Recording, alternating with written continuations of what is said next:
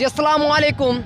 ইনশাল্লাহ ভাই বলছি না যে সেলিব্রিটিও মিস নাই, ইনশাল্লাহ সেলিব্রিটিও এটা মিস নাই ভাই। এলা যত দূর আমার কষ্ট করতে হবে ইনশাল্লাহ করবো, ইনশাল্লাহ আপনাকে সাপোর্ট পাইলে ইনশাল্লাহ যত দূর কষ্ট করার কাম করবো ইনশাল্লাহ। ভিডিওর শুরুতে বলে নেই, আজকের ভিডিওতে ছোট ছোট অনেকগুলো কথা বলা হবে যেগুলো অনেক দরকার তোমাদের জানা। শুনো, যেটা বলতেছিলাম, তোমার মা কিংবা আমার মা তারা হচ্ছে নারী জাতি, অন্যদিকে বৃষ্টি গেমিং কিংবা এক জাতীয় ওয়াইটি কিংবা এক জানাত গেমিং এর মতো চুতমারানি তারাও হচ্ছে নারী জাতি। কিন্তু কথাটা শুনতে খারাপ, বাট এটাই সত্য, এরা হচ্ছে নারী জাতি নামক খানকি মাগি। যদিও এই কথাটা বলার পিছনে অবশ্যই একটা রিজন আছে, তোমাদেরকে একটু ক্লিয়ার করে দেই। কিছুদিন আগে জানাত চুতমারানির একটা ক্লিপ আমার সামনে আসলো, যেখানে এই চুতমারানি জানাত বলতেছে তোমাদের মাও হচ্ছে একজন মেয়ে জাতি। সো জানাতকে নিয়ে কথা বলা মানেই হচ্ছে আমাদের মাকে নিয়ে উল্টাপাল্টা কথা বলা, মানে সিম্পাথি নেওয়ার জন্য কি একটা লজিক। আরে ভাই, মানুষের মাথায় সামান্য গু থাকলেও মানুষ বুঝতে পারবে যে তুই যে চুতমারানি জানাত আসলে নারী জাতি নামক কলঙ্ক, সেটা মানুষ এখন বুঝতে পারে। অনেকদিন ধরে ভিডিওতে খাঁটি বাংলা কথা বলা হয় না, আজকে একটু খাঁটি বাংলা কথা বলি। শোনো, যেমন হচ্ছে ধন থাকলে পুরুষ হওয়া যায় না, ঠিক তেমনই দুটা দুধ থাকলেই নারী জাতি হওয়া যায় না, দুটা দুধ থাকলেই নারী জাতি হওয়া যায় না।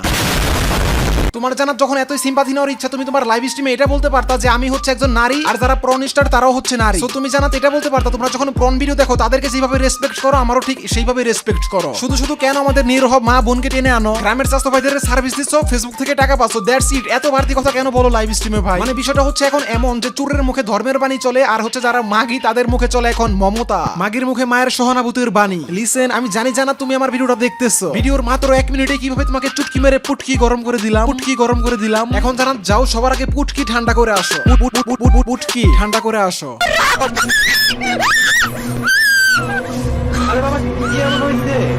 আরে বাল, বললাম পুটকি ঠান্ডা করে আসতে, তারপর আবার রাগ দেখায়। সো হ্যালো ভাই ব্রাদার, ওয়েলকাম ব্যাক। তো কেমন আছো তোমরা? আশা করতেছি তোমরা সবাই আল্লাহর রহমতে অনেক অনেক বেশি ভালো আছো। বাট এটা সত্য, আমি ভিডিওতে যতই বলি যে আমি ভালো আছি, বাট আসলে আমি ভালো নাই। তোমরা তো কম বেশি সবাই জানো যে গ্যারিনা ফ্রি ফায়ার থেকে আমাকে একটা স্ট্রাইক দেওয়া হয়েছে, এন্ড এরপর থেকে আমার চ্যানেলটা একদমই ডাউন। এন্ড মাশাআল্লাহ, গ্যারিনার সেই স্ট্রাইকের জন্য আমার চ্যানেলটা দিন দিন ডাউন হয়ে যাচ্ছে। দ্যাটস ওয়াই আমি যতই হাসি খুশি থাকি না কেন, আসলে আমার মন ভালো নাই ভাই, খারাপ লাগে, ডিপ্রেসড। এরপর অলওয়েজ নিজেকে স্ট্রং রাখার চেষ্টা করি, তোমাদের মাঝে সুন্দর করে উপস্থাপন করার চেষ্টা করি নিজেকে। এখন কথা হচ্ছে আমি সর্বোচ্চ চেষ্টা করি তোমাদের ভালোবাসা পাওয়ার জন্য, কতটা পারি জানি না। এন্ড বিলিভ মি, আমি আমার লাস্ট ভিডিওতে অনেক বেশি কষ্ট পাইছি। আমি আমার লাস্ট এই ভিডিওতে আমি তোমাদেরকে টার্গেট করেছিলাম যে মাত্র 50,000 লাইক করে দিতে, বাট যাই হোক, যেখানে আমি সাদিকুল কেমার আগে ভিডিওতে লাইক এম দিলে 2 লক্ষ 1 লক্ষ করে লাইক হয়ে যাইতো, সেখানে আমার লাস্ট ভিডিওতে মাত্র 50,000 লাইক চাইছিলাম, তারপরও সেটা কমপ্লিট হয় নাই। বাই দ্য ওয়ে, তোমরা আবার কেউ ভাইবো না যে এই ভিডিওতে তোমাদেরকে লাইক করতে বলবো। যাদের আমাকে ভালো লাগে, যারা আমাকে একটু বেশি ভালোবাসে, তারা তো ভিডিও দেখার আগে ভিডিওতে লাইক করে দেয়। By the way, Garena free fire যখন আমাকে স্ট্রাইক দেয়, তখন আমি ভাবছিলাম যে আমি একটু সিম্পাথি কামাবো, লাইক গ্যারিনা স্ট্রাইক দিয়ে সেটা নিয়ে একটু কানাকাটি করে একটু সিম্পাথি নিয়ে একটু তোমাদের অ্যাটেনশন সিক করতাম। বাট পরে মনে হলো যে না থাক, বাদ। বাট আমি আবার এতটাও ভালো না, আমার সাবস্ক্রাইবার কম হলে আমি সত্যি একটা অভিনয় করতাম। বাট প্রবলেমটা হচ্ছে এখন সাবস্ক্রাইবার ওয়েট অনেক বেশি, যার কারণে আসলে অভিনয় এখন আর মানায় না। বাট ইচ্ছা ছিল অনেকটা এমন করার।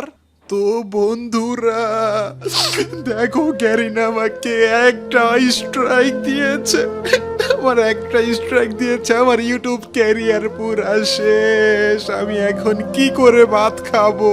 গ্যারিনা আমার চ্যানেলটা ধ্বংস করে দিল আমাকে, আমার ক্যারিয়ার, জীবন, ফিউচার সব পুটকি মেরে দিল। আমার ইউটিউব ভবিষ্যতের কুয়া মারা সারা। আমাকে সাপোর্ট করো, আমাকে সাবস্ক্রাইব করো গাইজ, আমি শেষ হয়ে যাচ্ছি। এটাই আমার শেষ ভিডিও, আমি আর ইউটিউবে ভিডিও বানাবো না। বিদায় ইউটিউব, বিদায়। আমার ক্যারিয়ার শেষ করে দিল গ্যারিনা একটা স্ট্রাইক দিয়ে। তোমরা সবাই কমেন্ট করো guys, please come back Sadikul ভাই, তাইলে আমি কাম ব্যাক করবো। আদারওয়াইজ আমি আর ইউটিউবে ভিডিও বানাবো না। এভাবে হাজারো মধ্যবিত্ত ছেলেদের স্বপ্ন নষ্ট হয়ে যাবে।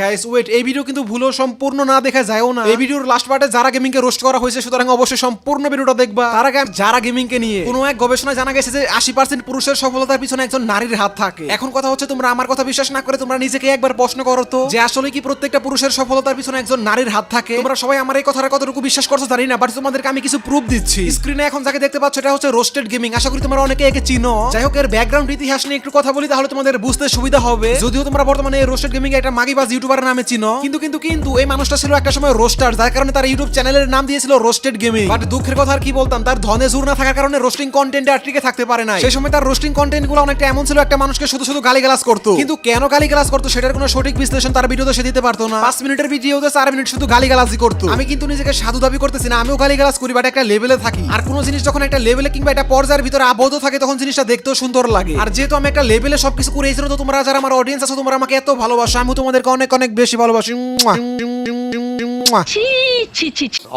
ভালো জান। তো যাই হোক যেটা বলতেছিলাম, রোস্টেড গেমিং এর হেডায় দম না থাকার কারণে সে রোস্টিং কন্টেন্ট ছেড়ে দেয়। এরপরে এই রোস্টেড গেমিং রোস্টিং কন্টেন্ট ছেড়ে সে ইন্ডিয়ানদের কপি করা শুরু করে, ইন্ডিয়ানদের মতো প্র্যাঙ্ক ভিডিও করা শুরু করে, বাট কোনোই সফলতা পাচ্ছিল না। ঠিক তখনই তার লাইফে চলে আসে যারা।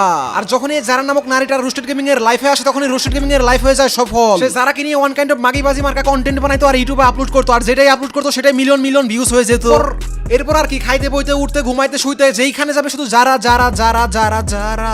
এন্ড বিলিভ মি ভাই, এই মানুষটা যারা যারা করতে করতে 1 মিলিয়ন প্লাস সাবস্ক্রাইবার গেইন করে ফেলছে। ঠিক তখনই আমার আর বুঝতে বাকি রয় নাই যে একজন পুরুষের সফলতার পিছনে অবশ্যই একজন নারীর হাত থাকে। এখন মনে করো রোস্টেড গেমিং এর লাইফে যদি যারা না আসতো তাহলে কি রোস্টেড গেমিং নামক বোকাচোদাকে কেউ চিন্তা তোমরা? আর রোস্টেড গেমিং এর এই সফলতা দেখে আমাদের ইউটিউবার গানস গেমার ওরফে গন্ধ গেমার, সে রোস্টেড গেমিং এর থেকে ইন্সপায়ার হয়ে সে আরো প্রো লেভেলের কাজ করতে চেয়েছিল, যার কারণে এই বকচোদ ভিউর জন্য তো পুরো হাঙ্গা করে ফেলছে, হাঙ্গা করে ফেলছে। তাও সত্য।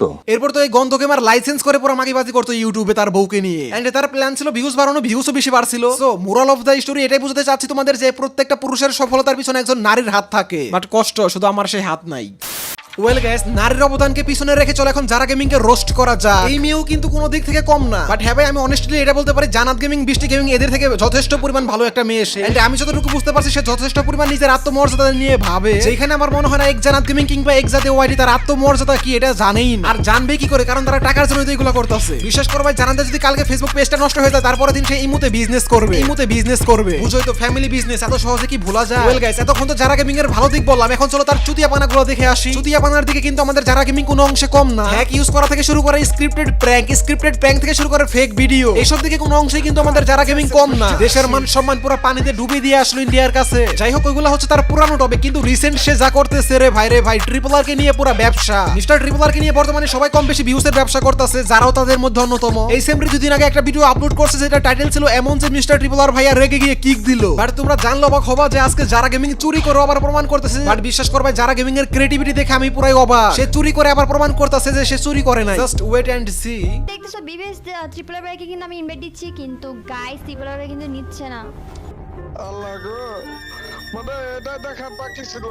কিপপ সাগরে এত কিছু থাকতে পারে না, আমার দিল ব্যাকআপ ব্যাকগুলো।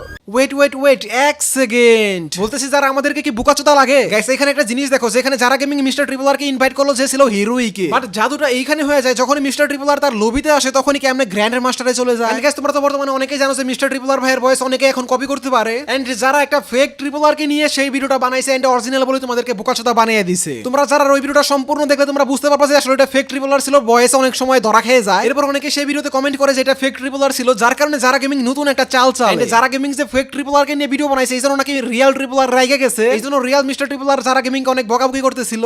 মানে আমি জিনিসটা বুঝলাম না, তোমরা মানে অনেকে আসো যারা এসব কন্টেন্ট গুলো বানাইতেছো, এর মধ্যে দেখা যায় তোমাদের কন্টেন্ট গুলোর মধ্যে আমি নাই।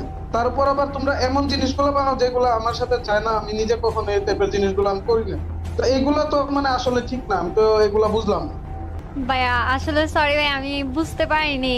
তো বাট বিশ্বাস করবা এখানে যে বকাবকি গুলা করতেছে সেও হচ্ছে ফেক ট্রিপল আর। এক কথায় সে যে তার দুইটা ভিডিও বানাইছে, দুইটা ভিডিওতেই ছিল হচ্ছে ফেক ট্রিপল আর, বাট কি সুন্দর একটা নাটক বানাইছে দেখছো। এই জন্য যে তোমাদেরকে আমি মাঝে মধ্যে বলি বাংলা নাটকে এত ভালো স্টোরি থাকে না, যতগুলো স্টোরি থাকে হচ্ছে আমাদের গেমিং কন্টেন্ট ক্রিয়েটরদের মাঝে। আসলে এরা হতে চেয়েছিল বাংলা নাটকের লেখক, বাট ভুল করে হয়ে গেছে গেমিং কন্টেন্ট ক্রিয়েটর। যাই হোক, এই ছিল আজকের ভিডিও। যারা যারা আমাকে এখনো ইনস্টাগ্রামে ফলো করনি, এখনো ইনস্টাগ্রামে ফলো করো, এটা হচ্ছে আমার নতুন অ্যাকাউন্ট। আর যেহেতু এটা আমার ইনস্টাগ্রামের নতুন অ্যাকাউন্ট, সুতরাং যারা যারা আমার সাথে কথা বলতে চাও, কথা বলার একটা চান্স পেয়েও যেতে পারো। আমি আমার ইনস্টাগ্রামের ID link description box and first comment বক্সে দিয়ে রাখবো, প্লিজ ফলো করে দিও। সো গাইস, এই ছিল আজকের ভিডিও। ভিডিও কেমন লাগলো অবশ্যই কমেন্ট করে জানাবা। ভিডিও ভালো লাগলে ভিডিওতে ছোট্ট একটা লাইক মারো, এন্ড যদি তোমার কাছে ভিডিওটা বেশ বেশি ভালো লাগে তাহলে তুমি তোমার বন্ধুদের কাছে শেয়ার করে দাও। সো আজ আমি যাচ্ছি, টাটা, আল্লাহ হাফেজ।